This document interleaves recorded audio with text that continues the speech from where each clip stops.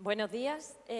Ante todo quiero dar las gracias por la invitación y por la buena acogida que he tenido en esta mi tierra, ¿vale? En segundo lugar, lo que quiero decir es que esta charla, desde el momento de hoy, ya está obsoleta. Están saliendo artículos continuamente, están saliendo nuevas revisiones que hacen que todo lo que os voy a contar quizás mañana ya no tenga sentido. En primer lugar, vamos a hablar de nuestro amigo, ese que nos ha estado acompañando durante estos 2 años. Y lo que quiero que os quede clara, 4 o 5 nociones. Dentro de las proteínas de la envoltura que tiene el coronavirus, quizás la más importante es la proteína S, también conocida como proteína Spike, espiga. La podemos ver de varias maneras, depende de dónde lo leamos.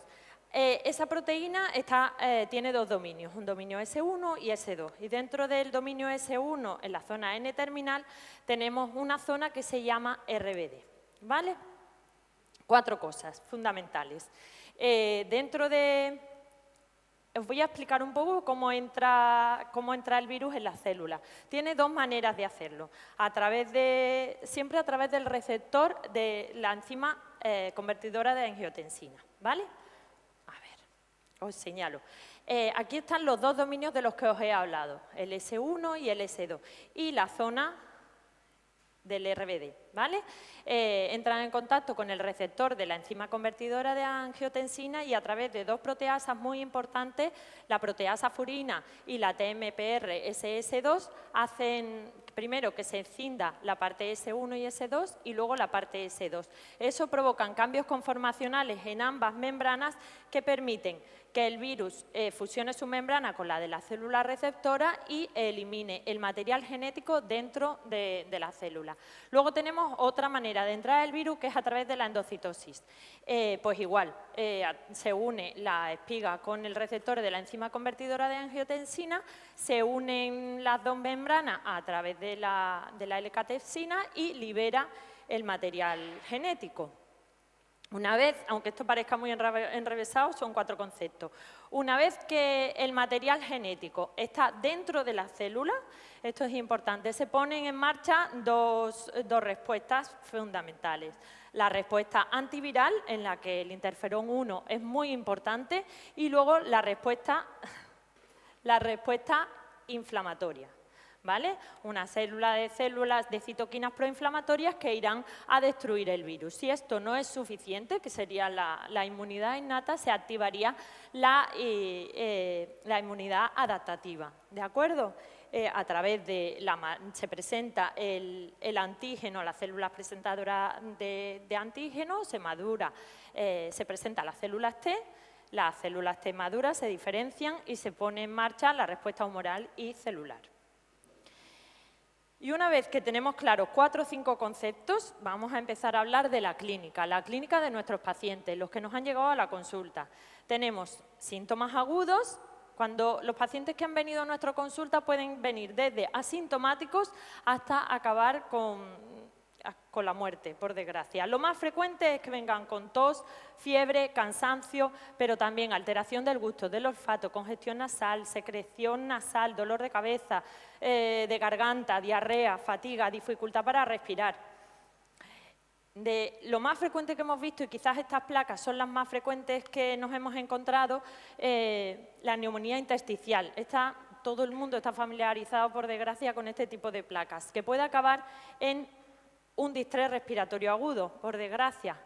¿Qué órganos se pueden ver afectados? Todos aquellos que tengan el receptor de la enzima convertidora de angiotensina, de manera que allí donde entre el virus va a causar daño en ese órgano. Y tenemos así, en el cerebro, en el riñón, en el hígado, a nivel circulatorio, cardíaco, pulmonar, pancreático, la piel, hay muchos órganos que se nos pueden afectar y pueden aparecer con clínicas diferentes. La incubación, pues suelen ser 4 o 5 días. En un 98% de los síntomas, en un 48% de los pacientes, antes de 12 días ya tienen síntomas. Y un 70% de los pacientes tienen alteración del gusto y del olfato. Y ahora vamos por partes, las partes que a nosotros nos afectan, evidentemente. Vamos con la vía aérea superior. ¿Qué nos encontramos en la vía aérea superior? La rinitis alérgica ha disminuido en frecuencia. ¿Por qué? Pues hay muchos artículos que veréis que puede ser por disminución de la contaminación. Esto lo hemos visto en todos sitios. Han disminuido los coches, como lo hemos visto antes, ha disminuido las fábricas, todo se ha parado y esto se ha notado en la contaminación. El uso de las mascarillas y por otra parte que nos hemos quedado encerrados en casa. Entonces, esto, quieras que no, ha hecho que disminuya nuestra clínica. Pero también no debemos olvidar que los pacientes en plena pandemia no han podido llegar al hospital por miedo o porque no han tenido acceso al médico. Y eso ha podido ser también un sesgo importante. En cuanto a la alteración del gusto y el olfato, pues la alteración del gusto y el olfato fueron los primeros síntomas que nos hemos encontrado antes de que apareciese el resto de la sintomatología. ¿Por qué? Porque a nivel de la mucosa bucal tenemos receptores de la enzima convertidora de angiotensina y es una vía de entrada primordial del virus. También tenemos las dos proteasas de las que os he hablado antes que hacen que el virus se replique más rápidamente, se introduzca en las células más rápidamente. Esto nos ha hecho pues, que los primeros síntomas que hemos tenido han sido alteración del gusto y del olfato. Amorín y colaboradores hicieron una revisión de más de 10.000 pacientes en el que el 45% tenían alteración del gusto, con una duración media de unos 15 días y luego desaparecían, ¿vale? Luego, Prince y colaboradores hicieron un estudio telefónico llamaron a unos 150 pacientes que tenían COVID, contactaron con ellos por teléfono y vieron que de ellos el 38% tenían alteraciones del gusto y ellos las reconocían como muy graves. Casi el 80% se recuperaban en 60 días. La serostomía es algo de lo que no se suele hablar, de lo que no hablamos, pero sin embargo se da como síntoma inicial en un 50%. No debemos olvidar que hay fármacos para el tratamiento del COVID que también lo producen como efecto secundario y normalmente tiene una recuperación media de unos 14 días. Y por último, no he querido dejar esto porque nuestros pacientes pueden llegar y pueden venir por primera vez con una rinorrea unilateral. Y esto no debemos dejar de pensar también en algo que nunca ha sido frecuente y que solo se producía por un traumatismo o por una cirugía y que, sin embargo, hoy en día, por la cantidad de PCR que se hacen y que no siempre se hacen bien, se han descrito casos de alteración, o sea, de que sea líquido cefalorraquídeo realmente, más que una rinorrea normal. Nos vamos con la vía aérea inferior, que es la que a mí me gusta.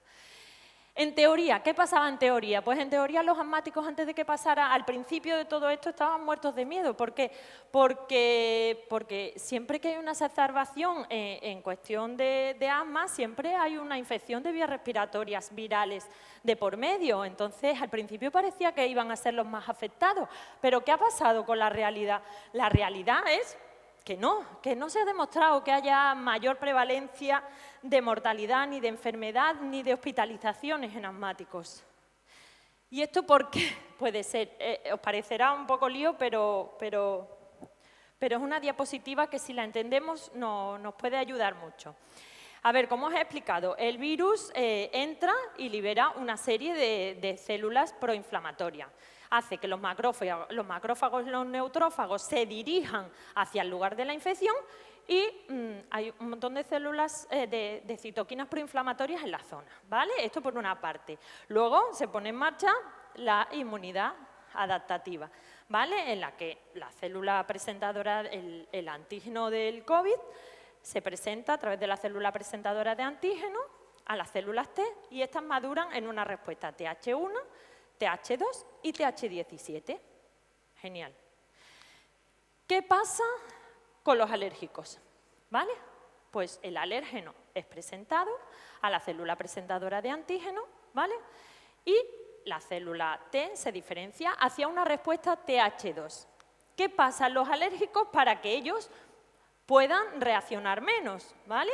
Pues tenemos varios mecanismos. Por una parte, tenemos que Los corticoides inhalados que ya tomaban de base pueden actuar de forma inicial sobre las citoquinas proinflamatorias y las disminuye. Eso por una parte. Luego, la respuesta TH2 de la que hemos hablado antes activa una serie de citocinas de tipo 2 y esto hace que aumenten los eosinófilos, los basófilos y los mastocitos.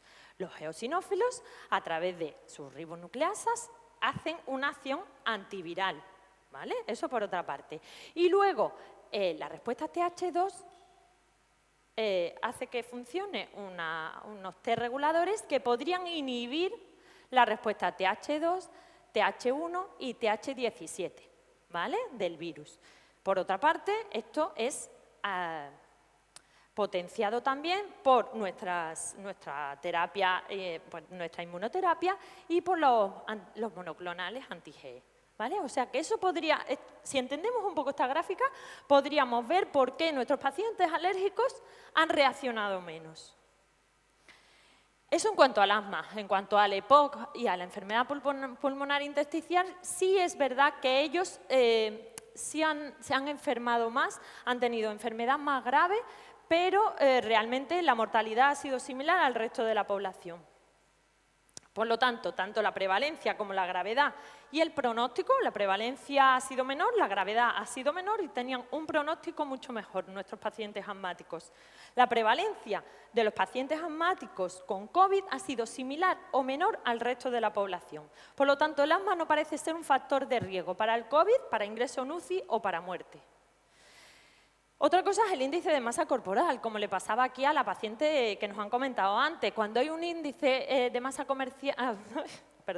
un índice de masa elevado y la paciente o el paciente tiene una edad elevada y otras comorbilidades, esos pacientes nuestros sí debemos vigilarlos. Son pacientes muy predispuestos a que empeoren. En cuanto a la piel, vamos a hablar un poco de la clínica aguda, la piel. Pues cuando hablamos de la piel podemos hablar de lesiones en relación con el equipo de protección y las medidas de higiene, en relación con las infecciones por el virus o en relación con el tratamiento. Unas leves pinceladas, ¿vale? Hemos tenido lesiones por presión, dermatitis de contacto, tanto en rostro, cuerpo y manos, que han sido las más frecuentes, y prurito. Las lesiones por presión, pues nos hemos tenido que poner una serie, pues gafas, mascarillas, etcétera, que nos han hecho pues que se produzcan lesiones, sobre todo donde más nos ha apretado, en la zona de las mejillas y del tabique, y en la zona de la frente. Por otra parte, la dermatitis de contacto, el tener una máscara, aparte de que las máscaras tienen formaldehído y podíamos hacer una dermatitis atópica de contacto, la mayoría son dermatitis por irritación, porque tienes la mascarilla permanentemente puesta, no transpira, hay maceración, se altera la microbiota de la cara. Y por eso la mayoría de las veces se producen dermatitis de contacto en el rostro. En el cuerpo, ¿por qué?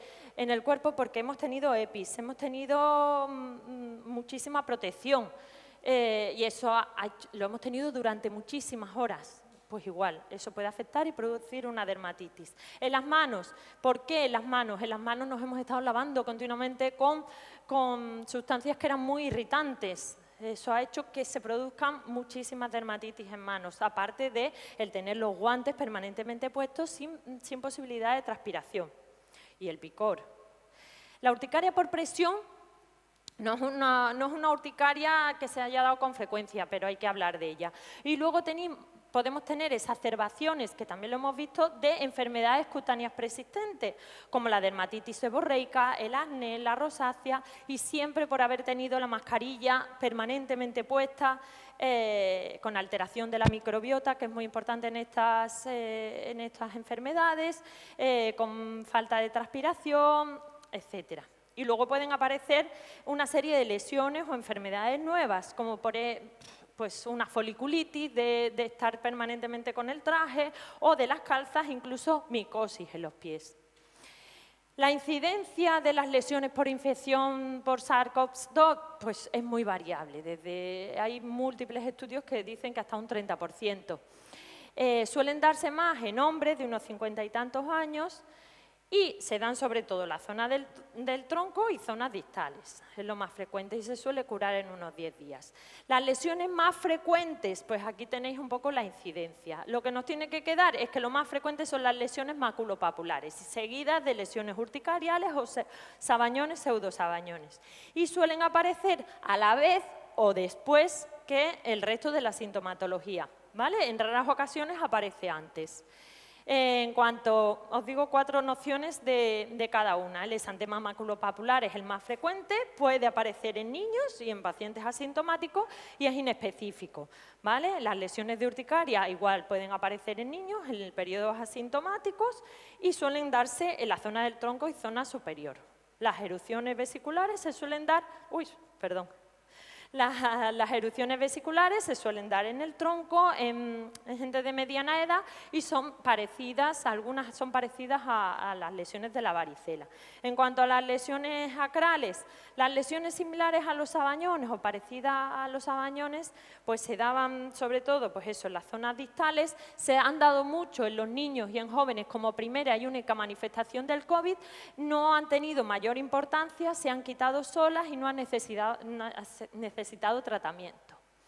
La isquemia acral, por el contrario, sí se ha dado en personas que estaban muy graves, con otras comorbilidades, dificultades circulatorias, etc. Y luego tenemos otro tipo de lesiones. Esto es un ejemplo de lo que nos hemos encontrado, ¿vale? Otras lesiones, pues aquí las tenemos, vasculitis, placas fijas, edema, fiebre, tromboembolismo, etc. Y por último, no debemos olvidar los tratamientos que hemos usado, ¿vale? Y que esos también pueden producir reacciones. La hidroxicloroquina, pues fue el primer boom de los tratamientos que conocimos al principio de la pandemia y la gente ya se lo compraba por cajas, no sé cómo lo conseguían, pero ellos lo tomaban por su cuenta, un poco porque pensaban que así prevenían. Entonces, los pacientes que venían a la consulta había que preguntarles, si tenían lesiones cutáneas, había que preguntarles si estaban tomando la hidroxicloroquina, porque muchas veces lo tomaban ellos sin indicación médica. Lo más frecuente, pues, pueden producir todo tipo de lesiones. Lo más frecuente es el exantema maculopapular, una urticaria, el prurito, alteraciones de la pigmentación de la piel, caída del pelo. Son muchos los síntomas que pueden dar este tipo de fármacos. La zatioprina suele ser un fármaco muy seguro y excepto, pues, hombre, a nivel extremo puede dar lo que dan cualquier tipo de fármaco, un Steven Johnson, una necrosis epidérmica, tóxica, pero no muy frecuente. Del favipiravir no se han descrito en relación con el COVID ninguna lesiones. Del remdesivir y oseltamivir, pues igual tenemos que pensar cuando el paciente viene a nuestra consulta y está tomando estos fármacos que las lesiones cutáneas pueden no ser por el COVID, sino ser por este tipo de fármacos. Y unas nociones que he encontrado en la revisión sobre los mastocitos. En principio, ya hemos dicho, todo lo que puede ocurrir una vez que se activa tanto la respuesta inmune innata como adaptativa. Esto puede hacer que, ya vemos que aquí actúa el mastocito y el mastocito se ha visto que también está implicado en la activación de cuando entra el SARS-CoV-2 en la célula, se activa el mastocito y libera todo lo que lleva dentro. Esto da lugar luego a que haya una respuesta correcta y el virus sea eliminado del cuerpo, o bien que la respuesta innata no sea suficiente, la respuesta adaptativa tampoco sea suficiente y se potencie de nuevo la respuesta innata y haya una tormenta de citocinas que es lo que produce el daño y lo que no podemos controlar y es lo que hace que los pacientes vayan muy mal. Entonces, este grupo decían una cosa, o sea, su teoría es que una quinta parte de los pacientes con COVID tiene un curso severo. Los mastocitos, como ya hemos visto, son activados por el SARS-CoV-2. La prevalencia del síndrome de activación mastocitaria es de un 17%, con lo cual esto sería parecido a los casos graves de la población infectada por COVID. Y se produce una hiperinflamación, ¿vale? Los síntomas del síndrome de activación mastocitaria serían los de una hiperinflamación como la tormenta de citocinas. Y los fármacos utilizados en el síndrome de activación mastocitaria podrían ser eficaces en el tratamiento del COVID. Ningún paciente con síndrome de activación mastocitaria sufrió ninguna enfermedad grave. Todo esto ya os digo según esta revisión. Por lo cual, esto ellos dicen que podría justificarse como una respuesta atípica al SARS-CoV-2 por unos mastocitos disfuncionales dentro de un síndrome de activación mastocitaria no diagnosticado. Este grupo nos dice que después de un COVID hay un síndrome post-COVID en el que lo más frecuente es una fibrosis pulmonar y que los mastocitos estimulan la actividad de los fibroblastos, con lo cual, mediante la liberación de estos factores activadores de fibroblastos, los mastocitos podrían facilitar directamente la fibrosis pulmonar. Estas son teorías. Lo cierto es que desde el centro de mastocitosis se han dicho que la mastocitosis o síndrome de activación mastocitaria no tienen mayor riesgo, ¿vale? Y no se ha observado que aquellos pacientes que tuvieran la COVID cursaran con una activación mastocitaria. Esto es lo que pone. Y ahora vamos a hablar sobre el COVID persistente. Se vio que después de 6 meses, esto claro, al ser una enfermedad tan nueva lo vamos viendo poco a poco, había personas que tenían síntomas persistentes con una salud moderada, mala, limitaciones funcionales, pérdida de la productividad laboral, una calidad de vida deteriorada, eran pacientes de mediana edad y con muy pocas o ninguna afectaciones previas. Entonces se acuñó ya el término de COVID persistente, que es un término que se usa para personas que ya se han recuperado de la fase aguda y que aún después de pasado mucho tiempo informan sobre efectos duraderos, ¿vale? O aparición de nuevos síntomas que no tenían antes. ¿Esto puede afectar? Pues igual que en los síntomas agudos, esos síntomas se pueden quedar persistentes en los órganos que hemos dicho previamente. Y vamos a decir, pues, 4 cosas, porque ya veis aquí que los síntomas post-COVID pueden ser muchísimos. En cuanto a la salud general, lo más frecuente es el síndrome de fatiga crónica, que ya ha sido descrito en infecciones por otros virus previamente. Dolor articular, muscular, caída de cabello. Esto no solo se da en pacientes que han tenido un COVID grave, se da también en personas jóvenes. Y hay un grupo que decía que el haber tenido COVID predisponía a un tipo de cáncer por alteraciones inmunológicas que se producen. En cuanto al sistema respiratorio, la tos persistente es muy característica, pero lo fundamental es una alteración en la función pulmonar, en la capacidad de difusión y una fibrosis pulmonar residual. Del sistema cardiovascular y hematológico, pues se han visto miocarditis, pericarditis, perimiocarditis, se da en personas jóvenes y el haber padecido este tipo de inflamación puede dar lugar luego a una muerte súbita o aparición de arritmias posteriores que no sabemos. En cuanto al sistema neurológico y salud mental, muchísimos. Alteración de la concentración, del sueño, de la memoria, de la confusión.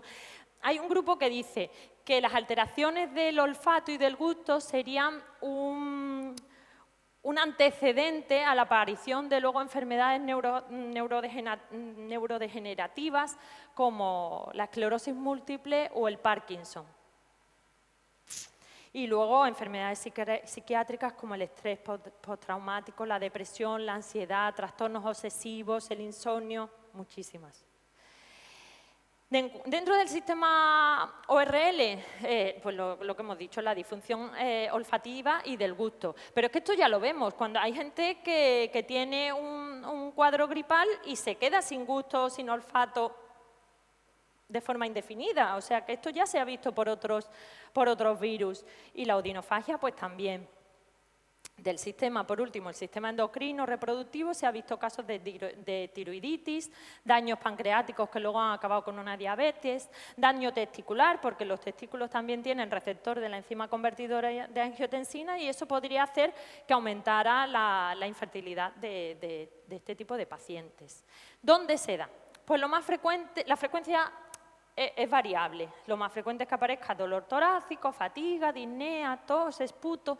Son mujeres mayores, un poco obesas, que han estado con una enfermedad grave y que han necesitado oxígeno. Ahí es donde más se suele dar, ¿vale? Las secuelas aparecen más de 6 meses, lo más lógico y lo más frecuente es que estén en el COVID grave, pero también pueden aparecer en pacientes leves y moderados, y también en niños y adolescentes. En el género femenino es más frecuente, hasta el doble, hasta los 40-50 años, y después se da en una incidencia parecida. Se ha diferenciado entre un síndrome post-COVID agudo que dura 3 semanas y el síndrome crónico post-COVID que dura más allá de 12 semanas. En el agudo lo más frecuente es la fatiga, la alteración del sueño. En el crónico la fatiga, ansiedad, disnea y la gravedad de la infección inicial está relacionada con estos síntomas post-COVID, ¿vale? Tenemos 2 presentaciones, la severa y luego a veces formas inespecíficas. Y no quiero olvidar de nombrar este fenómeno. Hay un 10% de pacientes que ingresan en la UBI. La hospitalización puede ser desde 10 días hasta 1 mes. Y dentro de la UBI, como cualquier tipo de ingreso en la UBI, tienen múltiples complicaciones respiratorias, cardiovasculares, cognitivas, físicas, psicológicas. Entonces, existe un fenómeno de debilidad adquirida en UBI que no tiene nada que ver con el COVID, sino que lo padecen pues, muchos de los pacientes que están en la UBI durante mucho tiempo. Es una debilidad muscular difusa, sistemática, generalizada, que se desarrolla después del inicio de una enfermedad y que se caracteriza por polineuropatías, miopatías, neuromiopatías. Se asocia a enfermos muy graves que han tenido sepsis, fallo multiorgánico, una inflamación sistémica persistente. La prevalencia varía también entre un 25 y un 7% y está asociado, como hemos dicho, a una mayor duración de la ventilación mecánica, días en UCI, estancias hospitalarias, etc. Lo cierto es que es una enfermedad nueva, no sabemos cuánto van a durar estos síntomas post-COVID, ni si van a aparecer nuevos u otras patologías. En cuanto a la serostomía, se suele dar persistente en un 30% y se suele dar más en pacientes diabéticos y con EPOC. Nouchi y colaboradores dijeron que la alteración del gusto y del olfato se daba aproximadamente en un 30%, y este otro grupo dijo que había un 40% aproximado de recuperación parcial y un 11% que no lo recuperaban. Sobre todo se da más en mujeres, como hemos dicho previamente. Y por último, en la vía respiratoria persistente, si hay menos susceptibilidad a tener COVID, también hay menos frecuencia de COVID persistente. Este grupo estudió a 5.500 pacientes, les evaluó el asma, los fenotipos, la clase Gina de la gravedad, desde la hospitalización a 8 meses después. Y su conclusión fue que el asma no aumenta el riesgo de hospitalización, ni de enfermedad grave, ni de síntomas persistentes. ¿Y esto por qué puede ser? Hablamos sobre todo de asmáticos alérgicos, ¿eh? Como hemos explicado antes en la diapositiva, parece que los asmáticos alérgicos tienen un efecto protector, también porque tienen disminución de los receptores de la enzima convertidora de angiotensina, también porque por la respuesta T2 que hemos explicado antes tienen un aumento de eosinófilos. Y si os acordáis, las alteraciones analíticas que veíamos en los pacientes ingresados tenían toda la serie baja. Pero también tenemos que tener en cuenta que la rinitis alérgica, los pacientes con rinitis alérgica también han sido menos hospitalizados. Entonces, algo más debe haber por ahí. Y los corticoides inhalados tomados previamente, como ya dijimos en la diapositiva primera, también podrían hacer un efecto protector. Conclusiones, el asma no es un factor de riesgo para COVID grave. El asma alérgica se ha visto que tiene menos hospitalizaciones que el asma no alérgica. Y la recuperación es similar en pacientes asmáticos que no asmáticos. En cuanto a las alteraciones que vamos a encontrarnos después, pues tenemos alteraciones de la difusión y un patrón restrictivo, pero este grupo aboga porque en algunos pacientes también había una cierta obstrucción bronquial. Dentro de los supervivientes del COVID, después de 3 meses del alta hospitalaria, había un 47% con hallazgos normales, pero el 41% tenía un patrón restrictivo y un pequeño porcentaje también tenían un patrón obstructivo. El 54% de los supervivientes tenían una alteración de la función pulmonar hasta 10 semanas después y la mayoría de las veces una restricción. Entonces, cuando vienen nuestros pacientes a la consulta, ¿qué debemos mirar? Pues a los 6 meses debemos mirar la función pulmonar y la reversibilidad. Pero tampoco debemos dejar atrás que el deterioro del rendimiento y de la fuerza muscular pueden hacer que tengamos una función pulmonar reducida, con lo cual tampoco deberíamos dejar de pensar en una rehabilitación respiratoria, siempre hablando a nivel multidisciplinar, y no dejar de lado un tratamiento broncodilatador, aunque el paciente tenga un trastorno restrictivo, ¿vale?